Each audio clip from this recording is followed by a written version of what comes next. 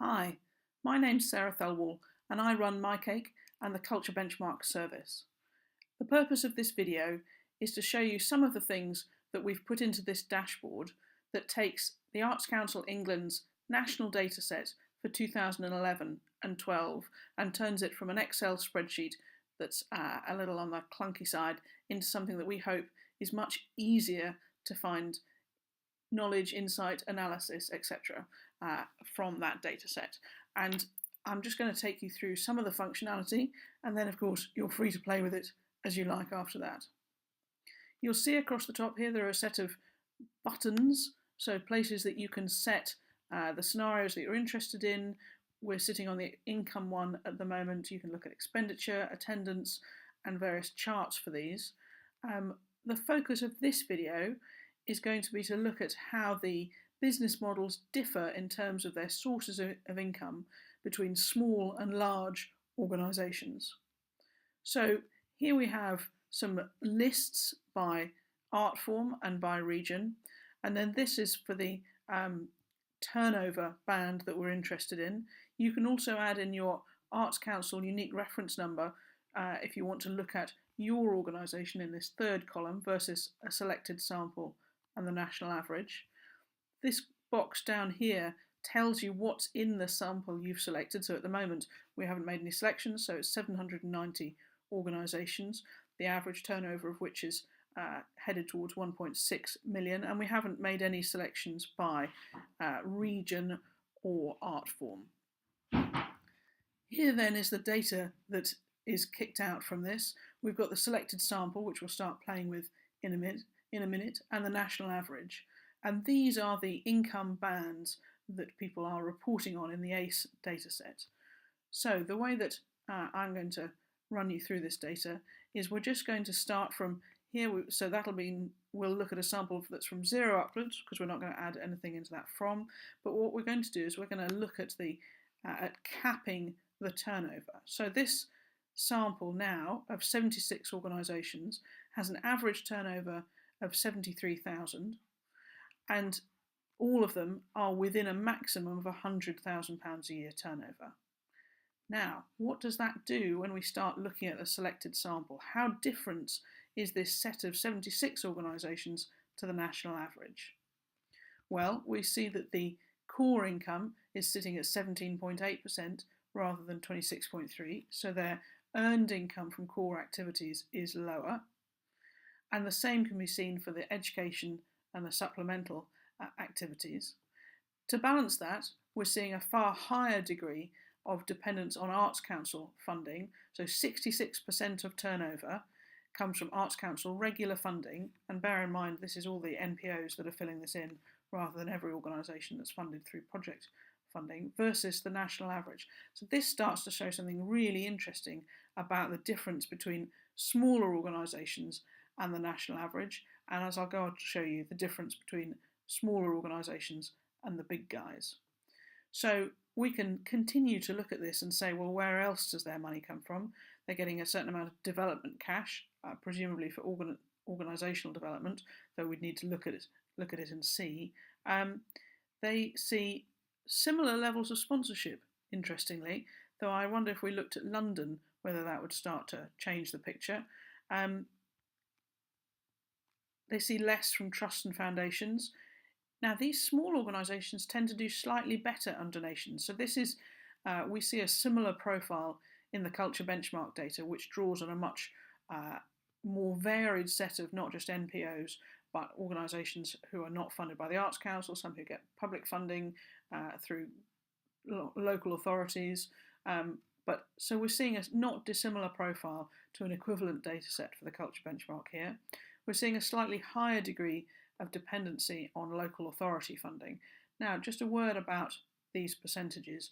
We tend to show information as percentage of income when we're looking at this sort of stuff, because it makes it much easier to compare across this broad range of large and small organisations, where it means that you don't have to do the calculations in your head about whether £10,000 out of 100 is a greater or lesser dependency than 100,000 out of a million. So it's just making comparisons much easier. So if this is our start point, a higher degree of dependency on Arts Council funding, a lower degree of earned income, and a slightly above average level of local authority income, how does that picture change when we increase the upper limit of the range of organisations we're looking at? So we'll just increase it by one bit from 100,000 to 200,000. Now that means that our sample is going from 76 organisations to 227. So that's almost a third of the NPOs have a turnover of less than £200,000 a year. The average turnover, by the way, for this set is 125,000. So how's that changing the business models?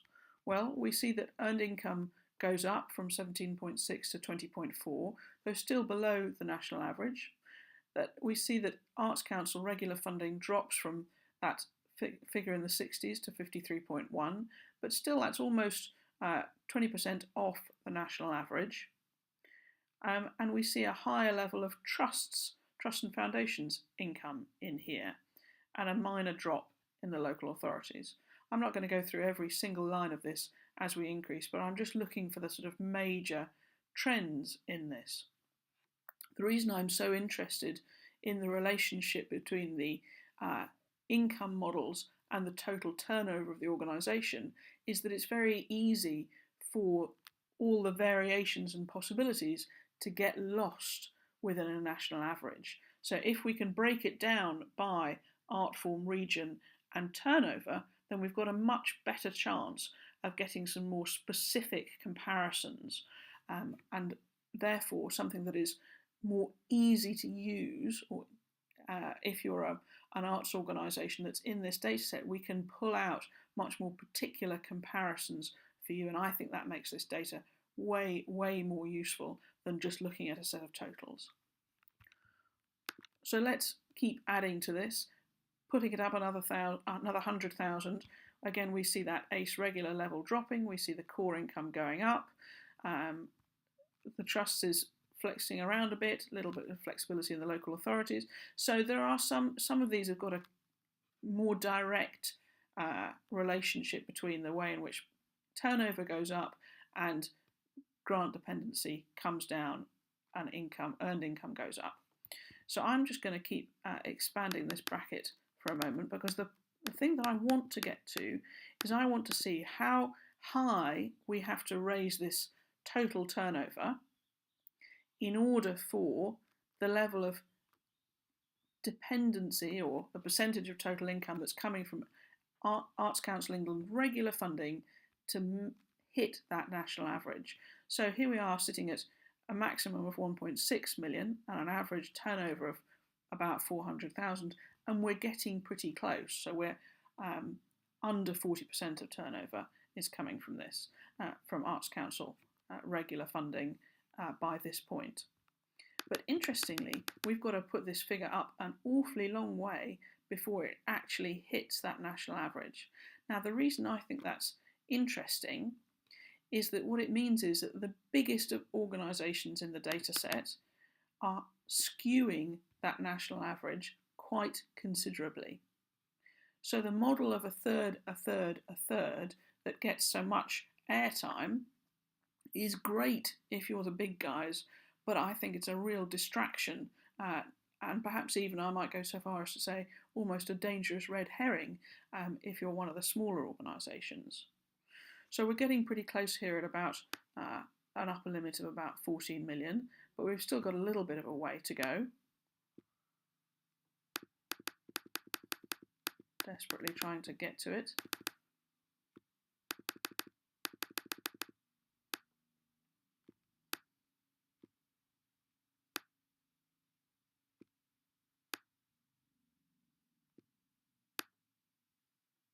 Almost there. You can see that we're now at 780. There we go. 784 organisations out of a total of 790, with a total turnover, or maximum turnover, of 22.9 million, and an average turnover, very different, of 1.14 million. So this, and we'll pull out a bell curve of this shortly, but what this shows is that you've got to include the great majority, 784 out of 790 organisations, before the selected sample is closely comparable to the national average. And for me, that says really clearly, if you are a smaller organisation, we really need to be looking at a more bespoke cohort of comparisons of organisations of a similar size to you by turnover in order for us to make sensible comparisons and in order to use this sort of data to help you set your benchmark now and your targets for the future. Thanks very much.